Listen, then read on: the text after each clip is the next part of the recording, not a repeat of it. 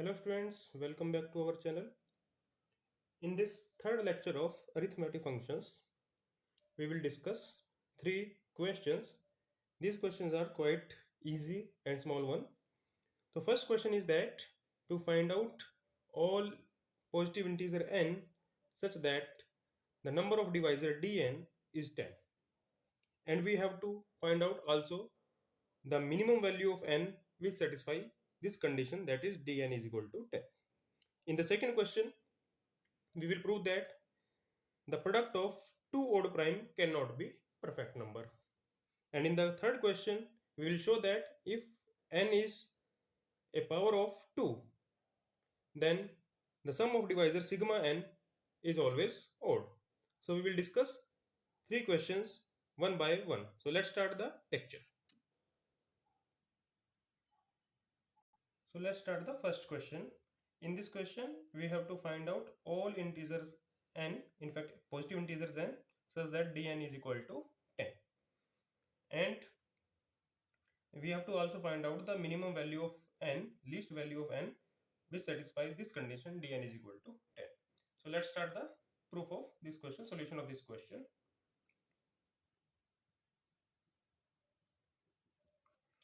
Let n be a positive integer such that dn is equal to 10. It means n is a positive integer whose number of divisors are 10. Therefore n, because number of divisors are 10, therefore n is greater than 1. N is greater than 1. Okay, because if n is equal to 1, then dn must be 1. So now by fundamental theorem of arithmetic, since n is greater than 1, therefore by fundamental theorem of arithmetic,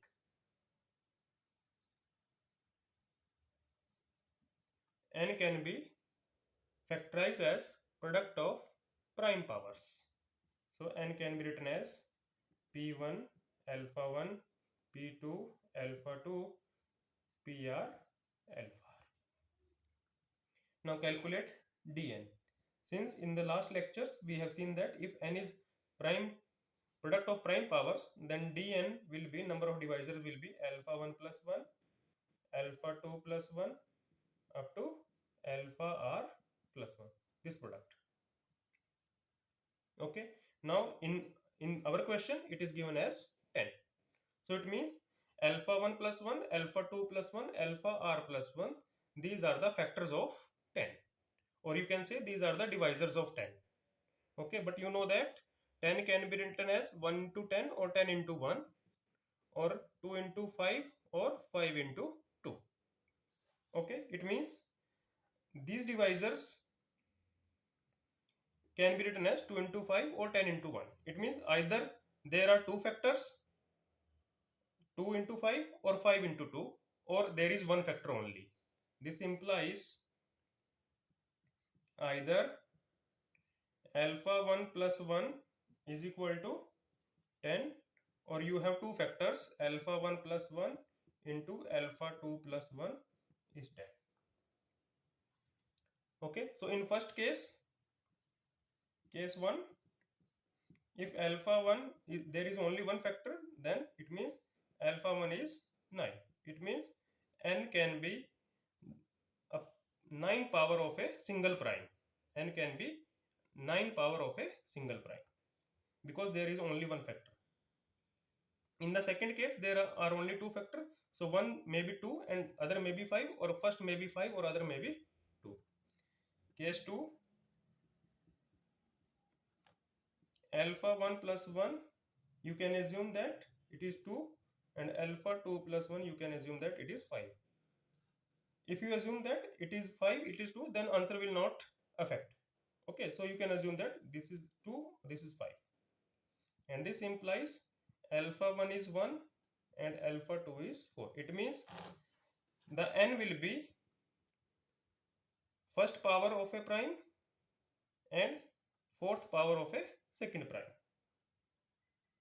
So n will be this one, p first prime 1 power and second prime 4th power. Okay, so what are the choices for n? In both cases, either n can be 9th power of a single prime, or n can be product of two prime powers, this one. Okay,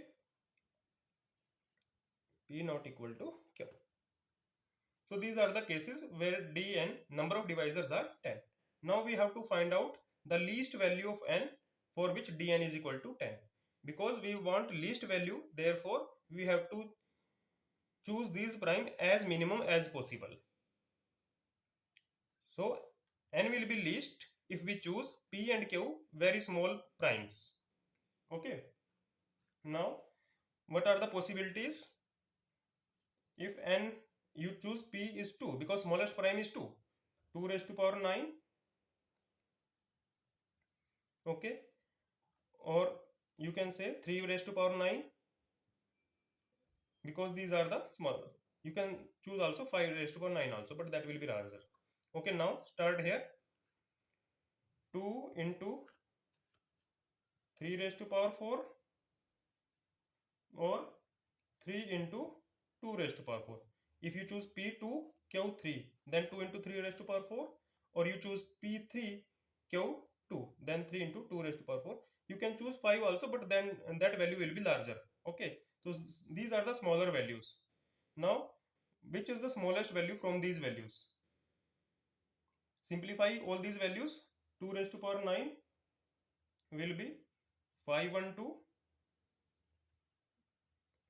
2 raised to power 9 will be 512, and 2 into 3 raised to power 4 will be 162, and 3 into 2 raised to power 4 will be 48.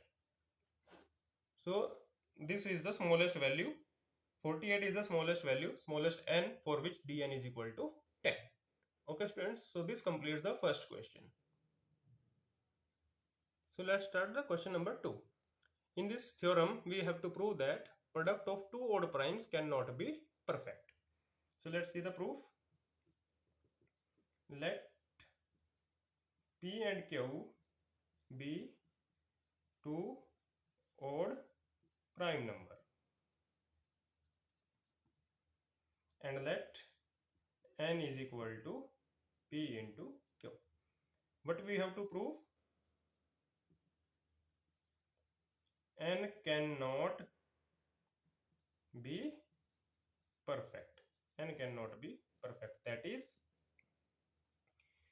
when a number is said to be perfect if sum of divisor is the twice the number of divisors.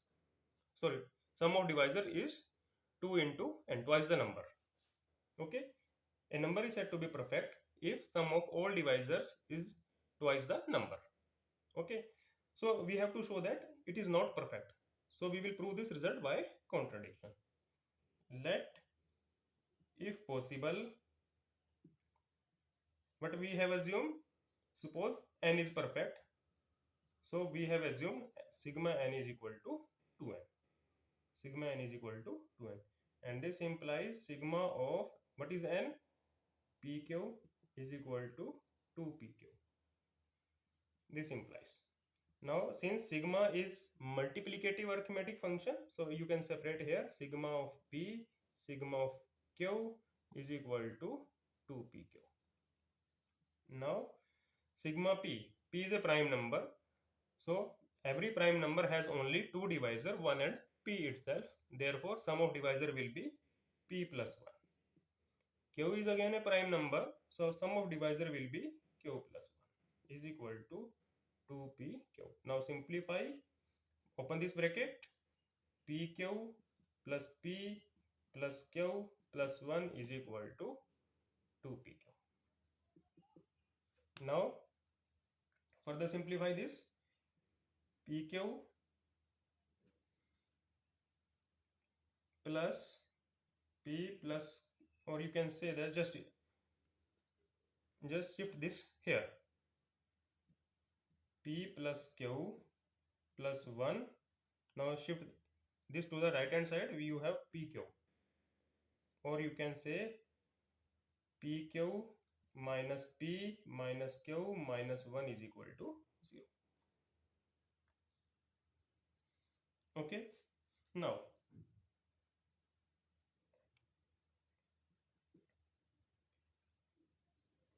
rewrite this as PQ minus P minus Q. Shift this one to the right hand side and add 1 both sides. You just shift this one and add 1 to both sides, or PQ minus P minus Q plus 1 is equal to 2. Now factorize, take P common here, Q minus 1, take minus 1 common here, Q minus 1 is equal to 2. Or you can say P minus 1 into Q minus 1 is equal to 2. So what is the left hand side? Product of two numbers, P minus 1, Q minus 1, it is 2. So since 2 is a prime number, therefore either this is 1, this is 2, or this is 2, this is 1. Okay, this implies either P minus 1 is 1 or Q minus 1 is 2, or the second case is P minus 1 is 2 or Q minus 1 is 1. So this implies either P is equal to 2 or Q is equal to 3, or P is equal to 3, Q is equal to 2. So it means at least one of the prime, either P or either Q, is even. But we have given that P and Q are both odd prime. So either P is even or Q is even, a contradiction. Why this is contradiction? Because we have assumed that n is perfect. So this contradiction shows that n cannot be perfect. Therefore, product of two odd prime numbers cannot be perfect. Okay, students. So this completes the solution of this question. So now we arrived at the last question of this lecture. The question is, if n is a power of 2, r is a non-negative integer, then we have to show that sigma n is always odd. So let's start the proof of this question. Let n is 2 raised to power r. So either r is 0 or r is a positive integer, because r is non-negative integer. So either r is 0 or r is positive. Okay, so we will discuss both cases separately. If r is 0, then n is 2 raised to power 0 is 1. It means n is 1, therefore sigma n is 1. Because if n is 1, then 1 is the only divisor and sum of the divisor is 1. Now if r is greater than 1, then n will be a power of 2 and r is positive. R is greater than equal to 1. Now what is sigma n? Since it is a prime power, so what are the divisor? 1, 2, 2 square up to 2 raised to power r. So sum of the divisor will be 1 plus 2 plus 2 square up to 2 raised to power r. So this will be a sum of GP series, and sum will be 2 raised to power r plus 1 minus 1 over 2 minus 1. Okay, the denominator will be 1. So you have 2 raised to power r plus 1 minus 1. Since power of any power of 2 is always even, sigma n is odd because 2 raised to power r plus 1 is even. Because this is even minus 1, so this is odd. So this we have to prove. So this completes the solution of this question. Okay students, so that's all from this lecture. Hope you have enjoyed the lecture, like the lecture. If you like our channel, contents of our channel, please share and subscribe. Thank you.